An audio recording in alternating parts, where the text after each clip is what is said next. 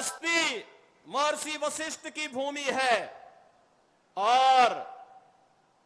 जब 5 चरणों के चुनाव संपन्न हो चुके हैं तो 5 चरणों के चुनाव के बाद पूरी दुनिया में, पूरे देश में अभी से लोगों को 4 जून के परिणाम के बारे में अब कोई संदेह रह ही नहीं गया है। चारों ओर, उत्तर, दक्षिण, पूरब, पश्चिम, चारों ओर एक ही स्वर गूंज रहा है, एक ही नारा गूंज रहा है। चारों ओर जनमानस के मुंह से एक ही उद्घोष हो रहा है और वह उद्घोष है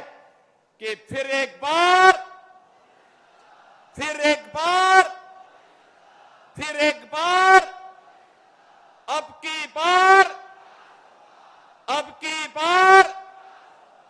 400 पार की जब बात होती है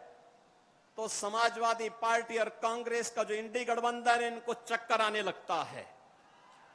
चक्कर इसलिए आने लगता है कि दोनों मिलकर के भी 400 सीटों पे चुनाव नहीं लड़ रहे हैं। और बहनों और भाइयों, ये जनता जनार्दन से पूछते हैं कि भाई इस प्रकार का नारा क्यों, तो जनता की ओर से आवाज आती है कि चाहे जितना जोर लगा लो, आएंगे तो मोदी जी ही और जीतेंगे तो एक ही स्वर गूंजता है। वो पूछते हैं कैसे, तो जनता जनार्दन कहती है जो राम को लाए हैं, जो राम को लाए हैं, 500 वर्षों का इंतजार मोदी जी ने समाप्त करवा करके प्रभु राम लला को अयोध्या में विराजमान कर दिया है। और बहनों और भाइयों, भारत के विरासत का यह अद्भुत विकास और विरासत का अद्भुत संगम जो आज आपको दिखाई देता है, कोई सोचता था गोरखपुर में एम्स होगा, कोई सोचता था कि इस पूरे क्षेत्र में, जहां पहले गोरखपुर में एक मेडिकल कॉलेज था, पूर्वांचल में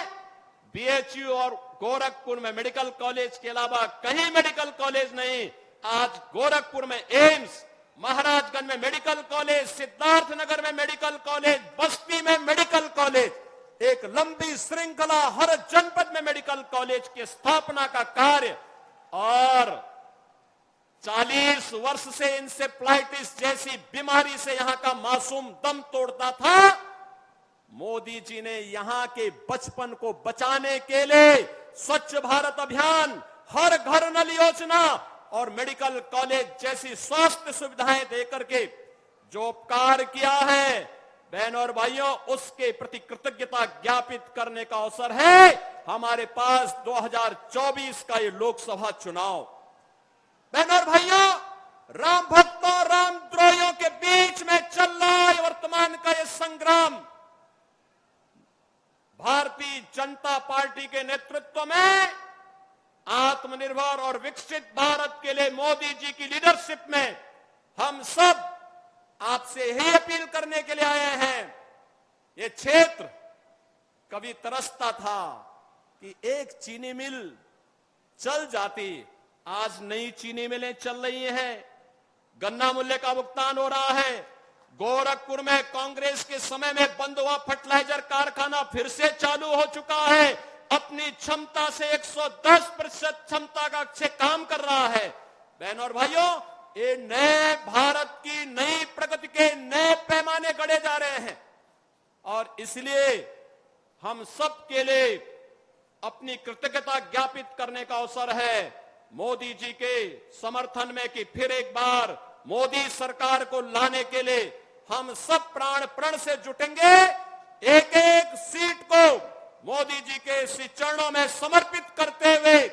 हम उत्तर प्रदेश से 80 के 80 सीटों पर कमल खिलाने का काम करके 4 जून को उत्तर प्रदेश 80 कमल की मालाओं को मोदी जी के गले में डाल करके 400 पार के लक्ष्य को प्राप्त करने में अपना योगदान दे। इस दृष्टि से बस्ती, श्री हरीश द्विवेदी, संत कबीर नगर, श्री प्रवीण कुमार निषाद और डुमरियागंज श्री जगदम्बिका पाल, ये तीनों हमारे प्रत्याशियों को आशीर्वाद देने